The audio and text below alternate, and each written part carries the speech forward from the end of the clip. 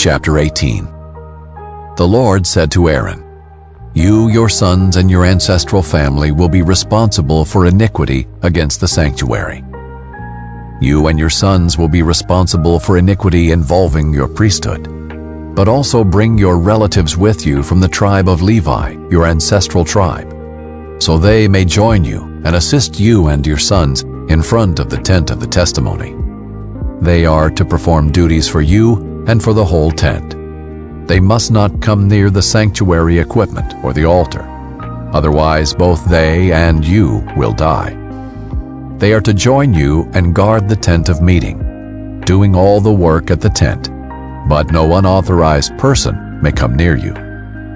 You are to guard the sanctuary and the altar, so that wrath may not fall on the Israelites again.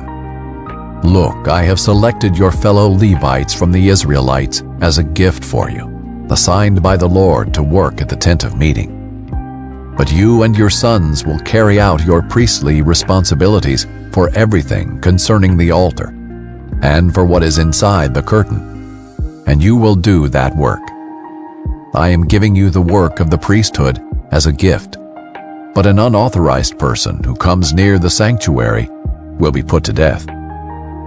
Then the Lord spoke to Aaron, "Look, I have put you in charge of the contributions brought to me.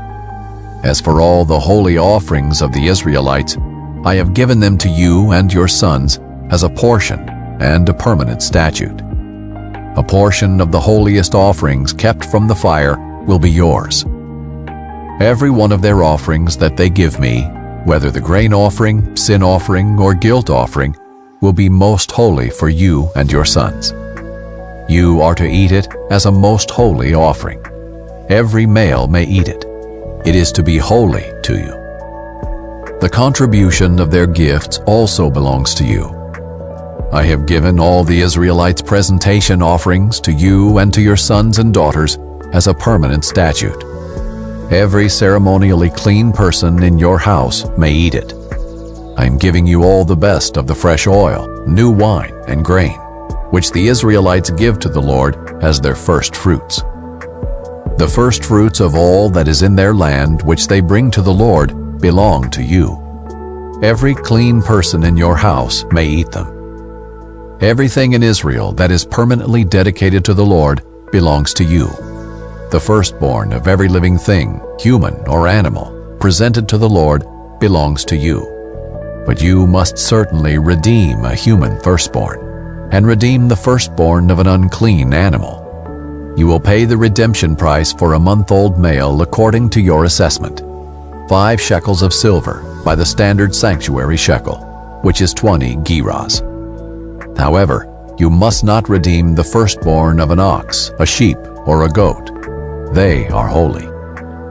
You are to splatter their blood on the altar and burn their fat as a food offering for a pleasing aroma to the Lord. But their meat belongs to you. It belongs to you like the breast of the presentation offering and the right thigh. I give to you and to your sons and daughters all the holy contributions that the Israelites present to the Lord as a permanent statute. It is a permanent covenant of salt before the Lord, for you as well as your offspring. The Lord told Aaron, "You will not have an inheritance in their land. There will be no portion among them for you. I am your portion and your inheritance among the Israelites. Look, I have given the Levites every tenth in Israel as an inheritance in return for the work they do, the work of the tent of meeting. The Israelites must never again come near the tent of meeting, or they will incur guilt and die. The Levites will do the work of the tent of meeting, and they will bear the consequences of their iniquity. The Levites will not receive an inheritance among the Israelites. This is a permanent statute throughout your generations. For I have given them the tenth that the Israelites present to the Lord as a contribution for their inheritance. That is why I told them that they would not receive an inheritance among the Israelites." The Lord instructed Moses, "Speak to the Levites and tell them, when you receive from the Israelites the tenth that I have given you as your inheritance, you are to present part of it as an offering to the Lord, a tenth of the tenth. Your offering will be credited to you as if it were your grain from the threshing floor, or the full harvest from the winepress. You are to present an offering to the Lord from every tenth you receive from the Israelites. Give some of it to the priest Aaron as an offering to the Lord. You must present the entire offering due the Lord from all your gifts. The best part of the tenth is to be consecrated. Tell them further, once you have presented the best part of the tenth, and it is credited to you Levites as the produce of the threshing floor or the winepress, then you and your household may eat it anywhere. It is your wage in return for your work at the tent of meeting. You will not incur guilt because of it once you have presented the best part of it. But you must not defile the Israelites' holy offerings, so that you will not die. Chapter 19. The Lord spoke to Moses and Aaron. This is the legal statute that the Lord has commanded. Instruct the Israelites to bring you an unblemished red cow that has no defect and has never been yoked.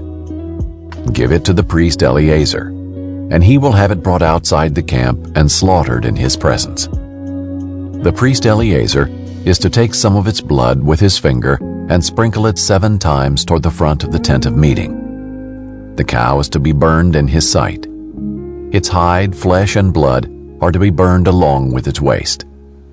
The priest is to take cedar wood, hyssop, and crimson yarn and throw them onto the fire where the cow is burning. Then the priest must wash his clothes and bathe his body in water. After that, he may enter the camp, but he will remain ceremonially unclean until evening. The one who burned the cow must also wash his clothes and bathe his body in water, and he will remain unclean until evening. A man who is clean is to gather up the cow's ashes and deposit them outside the camp in a ceremonially clean place. The ashes will be kept by the Israelite community for preparing the water to remove impurity. It is a sin offering. Then the one who gathers up the cow's ashes must wash his clothes, and he will remain unclean until evening. This is a permanent statute for the Israelites and for the alien who resides among them. The person who touches any human corpse will be unclean for 7 days. He is to purify himself with the water on the 3rd day and the 7th day. Then he will be clean. But if he does not purify himself on the 3rd and 7th days, he will not be clean. Anyone who touches a body of a person who has died and does not purify himself defiles the tabernacle of the Lord. That person will be cut off from Israel. He remains unclean because the water for impurity has not been sprinkled on him, and his uncleanness is still on him. This is the law when a person dies in a tent. Everyone who enters the tent and everyone who is already in the tent will be unclean for 7 days, and any open container without a lid tied on it is unclean. Anyone in the open field who touches a person who has been killed by the sword or has died, or who even touches a human bone or a grave, will be unclean for 7 days. For the purification of the unclean person, they are to take some of the ashes of the burnt sin offering, put them in a jar, and add fresh water to them. A person who is clean is to take hyssop, dip it in the water, and sprinkle the tent, all the furnishings, and the people who were there. He is also to sprinkle the one who touched a bone, a grave, a corpse, or a person who had been killed. The one who is clean is to sprinkle the unclean person on the 3rd day and the 7th day. After he purifies the unclean person on the 7th day, the one being purified must wash his clothes and bathe in water, and he will be clean by evening. But a person who is unclean and does not purify himself, that person will be cut off from the assembly, because he has defiled the sanctuary of the Lord. The water for impurity has not been sprinkled on him. He is unclean. This is a permanent statute for them. The person who sprinkles the water for impurity is to wash his clothes, and whoever touches the water for impurity will be unclean until evening. Anything the unclean person touches will become unclean, and anyone who touches it will be unclean until evening. Chapter 20. The entire Israelite community entered the wilderness of Zin in the 1st month, And they settled in Kadesh. Miriam died and was buried there. There was no water for the community, so they assembled against Moses and Aaron. The people quarreled with Moses and said, "If only we had perished when our brothers perished before the Lord. Why have you brought the Lord's assembly into this wilderness for us and our livestock to die here? Why have you led us up from Egypt to bring us to this evil place? It's not a place of grain, figs, vines, and pomegranates, and there is no water to drink." Then Moses and Aaron went from the presence of the assembly to the doorway of the tent of meeting. They fell face down, and the glory of the Lord appeared to them. The Lord spoke to Moses, "Take the staff and assemble the community. You and your brother Aaron are to speak to the rock while they watch, and it will yield its water.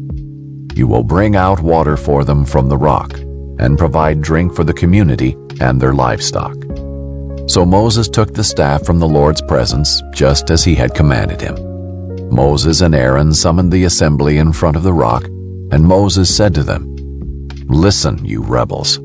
Must we bring water out of this rock for you?"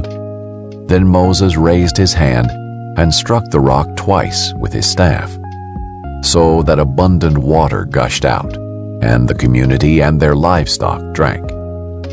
But the Lord said to Moses and Aaron, "Because you did not trust me to demonstrate my holiness in the sight of the Israelites, you will not bring this assembly into the land I have given them.